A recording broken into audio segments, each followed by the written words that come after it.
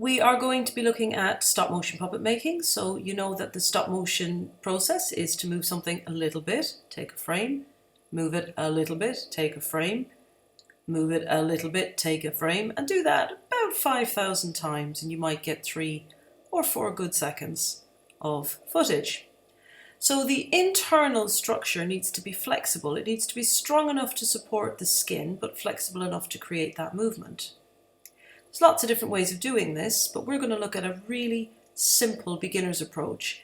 We're going to be doing something today that's very similar to this purple puppet, except a different design and capable of that stop motion performance. So we're making a little hand today, and this is what the hand looks like on the inside. So you've been supplied with a pre-made armature. There are instructions on this website to show you how to make this if you're interested. You'll notice that the armature has a coating, and that's latex. The sheets that I've also supplied have been dipped in latex. So this should adhere quite well to our armature. And there's a couple of little strips also. Now these little strips are really to bulk out the wrist. So the first thing you'll need to do is to work out how much you're going to need to cover the arm to make the arm wider, because obviously the wrist is a lot wider than the finger. So even in a cartoon character, we need to bulk that wrist out a little bit. So adding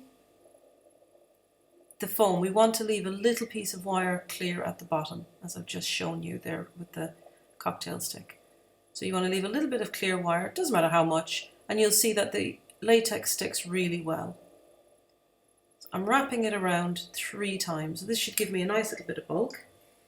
And then just bringing my nail scissors in, I'm just going to trim that off. Now the trim doesn't really matter. We're going to be putting some layers of skin over this. So don't worry if there's a little bit of a ridge there, we can get rid of that. So what we're looking for is something like that with a little piece of wire at the bottom, and we're ready to go. The next step is just spread the fingers out a little bit. We're going to be getting in between these fingers with the scissors. So if they're spread out, it makes it a bit easier. And taking your first piece of foam, we want to make a kind of a sandwich. Now this is actually quite a big piece of foam, so I'm going to, in this case, flip the foam over to make one kind of envelope. But if your hand armature is quite big, you can use 2 separate pieces. So I'm just going to flip that over. You'll see we've got a nice little package there. And now with my fingers, I'm just going to squeeze that foam, and you'll see very quickly that the shape of the hand will start to emerge. So the latex is kind of collapsing the foam, and what happens is you wind up, it's almost like a vac forming process. It's really important that you go around a few times with your fingers. It's the heat from your fingers and the pressure that really help to stick all that in place. So between the fingers, right down to that little hard white piece. And when you're happy that you've got it really, really well pressed down, you're going to come in with your scissors and you're going to start to trim.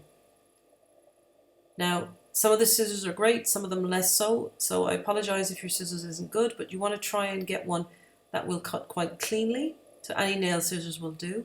And you'll see that I'm just roughing out the shape, leaving a good bit of distance away from the wire. I don't want to go too close to the wire at this point.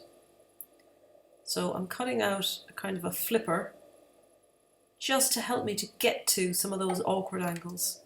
And remember, you can flip the hand over as well. So sometimes if you can't quite reach the bit you're trying to snip, just flipping it over makes it a lot easier.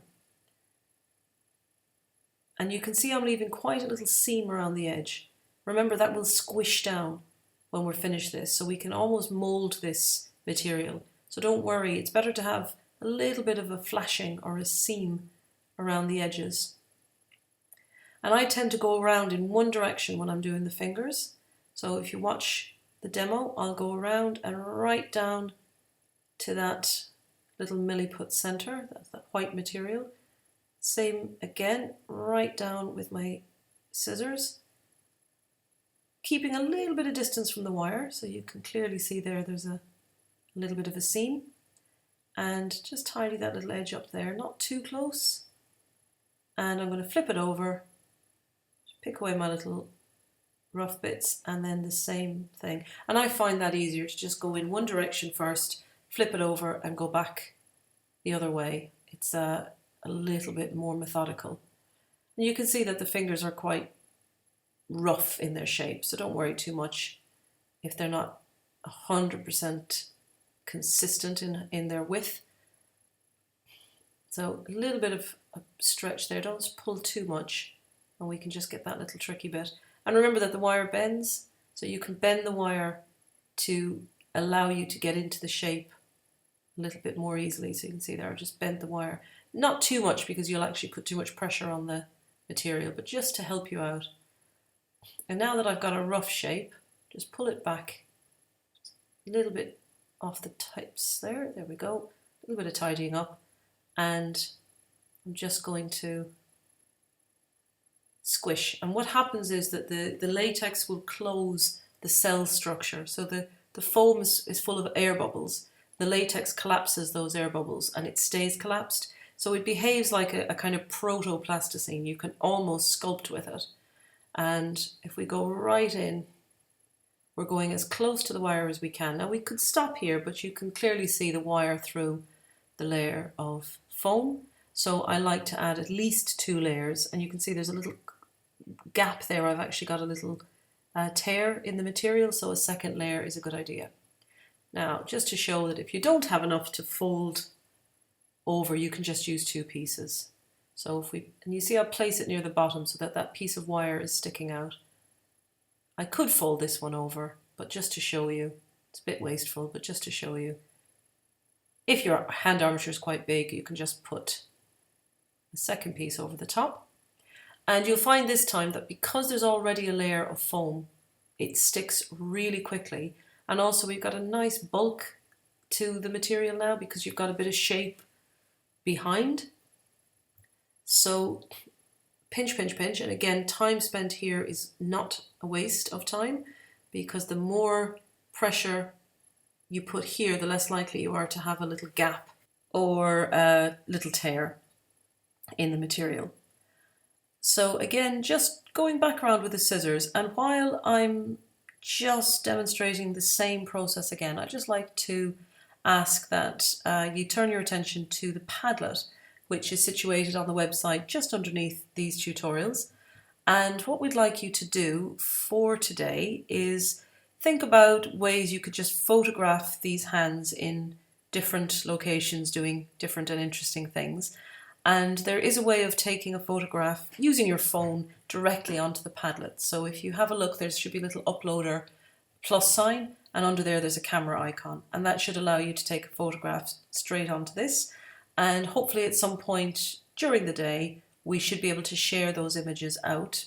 If not during the day, we'll certainly get them back to the delegates after. And the most interesting photograph of the day is going to win a completed stop motion puppet. So something that looks a little bit like that monster character, the purple guy. So that's something to get you guys being creative.